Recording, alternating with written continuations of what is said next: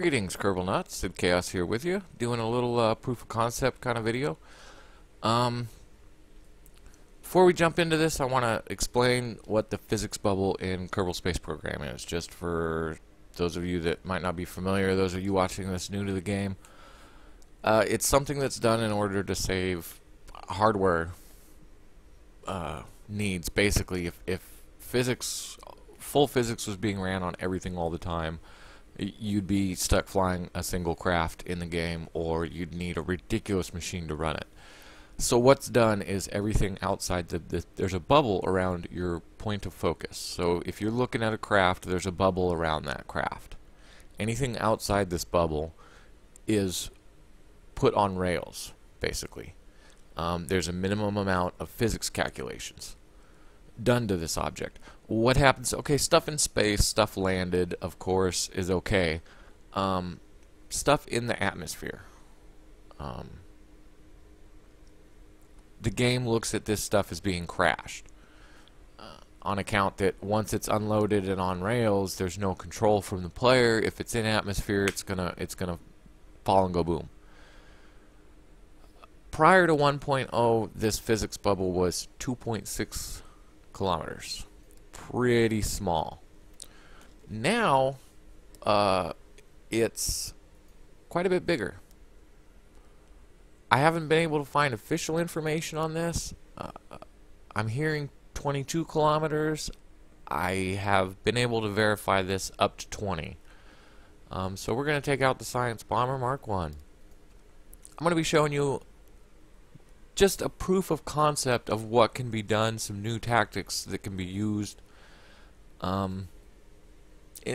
involving this physics load range. Now this is, yes, this is the Science Bomber Mark 1. She's a fat, ugly slop of a plane. I built it in less than 5 minutes. I'm just going to take off and kind of spin a circle out over the water, out over the grasslands, and land back again, and I'm going to drop some payloads that are horribly made and ugly as well. The thing is, this was not something that you could do prior to them extending the physics bubble. It just wasn't feasible to stay within 2.6 kilometers of something when you're flying around or landing. You know, don't think that this has to be done with a jet dropping payload or whatever. You could use these same tactics for landing a colony on Duna. If it's a multiple piece colony, bring it into the atmosphere together, do your braking, and break it all apart with parachutes. It will be fine. If they spread out, it'll be fine. When I was doing testing, just, you know, to see how it all works out good, you don't want to be going too much faster than 100 meters a second for this scenario. It was just over 1,000, somewhere between 1,000 and 1,300 meters altitude above terrain is pretty good. Bombing runs for science.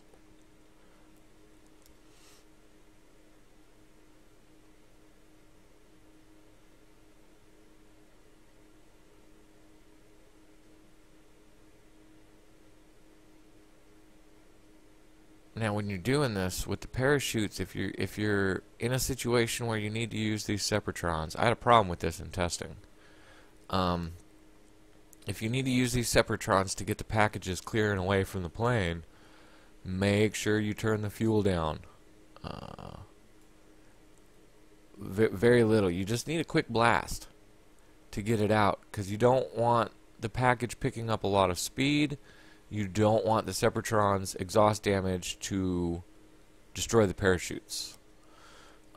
So there is a little testing and tuning that may need to be done for this to work. Some of them might blow up. I had a couple packages explode during testing on account of not enough parachute coming down.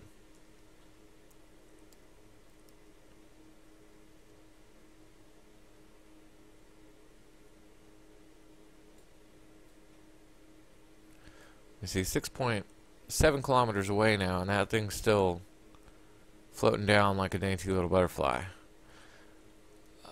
Prior to 1.0, that would be gone. That would be erased. Not even debris. That would be erased by the game engine already. It would just be gone. Let's start banking this way a little bit. I want to come down in altitude.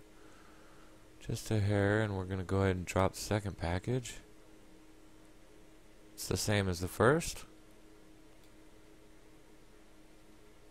Oh, whoops.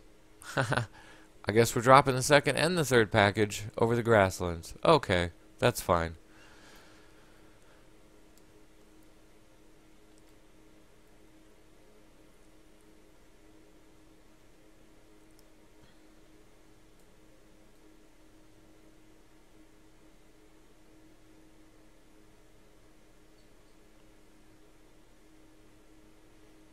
And it doesn't matter what you've got attached. It doesn't matter what the craft is. If it even with the extended physics bubble, if it goes outside of the physics bubble, it's gone. Probe cores doesn't matter. Kerbals in there, they're gone. And it's like it's the same as if you had crashed into the terrain or something.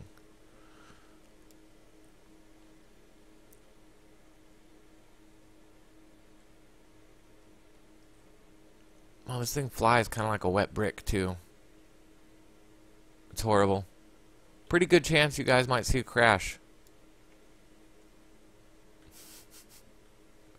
I had about a 50-50 success rate at landing this horrible thing. Testing, when I was testing for this video. Yeah. This isn't a proof of concept of my plane building skills. Otherwise, I would have taken some more time building the plane. No, this is horrible. This thing's horrible. Look at it. It's ugly. Should probably cut my speed and get my gear out, huh?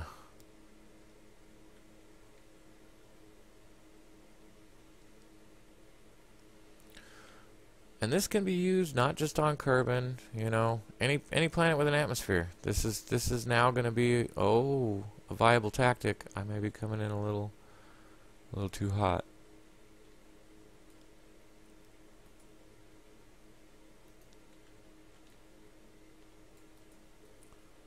Okay, well we can just land on the grass over here. That's fine. We might hit the building though. Brakes. Oh boy. Oh. That is not good. We're gonna belly land it. Oh. Alright, well any landing you can walk away from is a successful landing in my book. My goodness. Let's go to the Space Center. And as you can see, all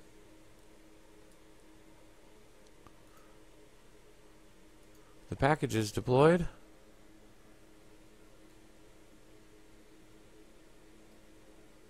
Oh, I might have lost one. I might have lost that middle one.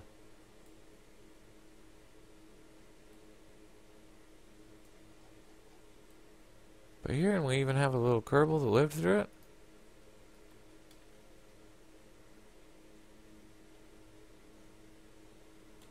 There you go. So go out there, experiment. There's a lot of interesting stuff that can be done with this new physics bubble, this new extended physics bubble. There is a lot of new tactics that can be used. Alright, well, until the next adventure comes around, fly safe.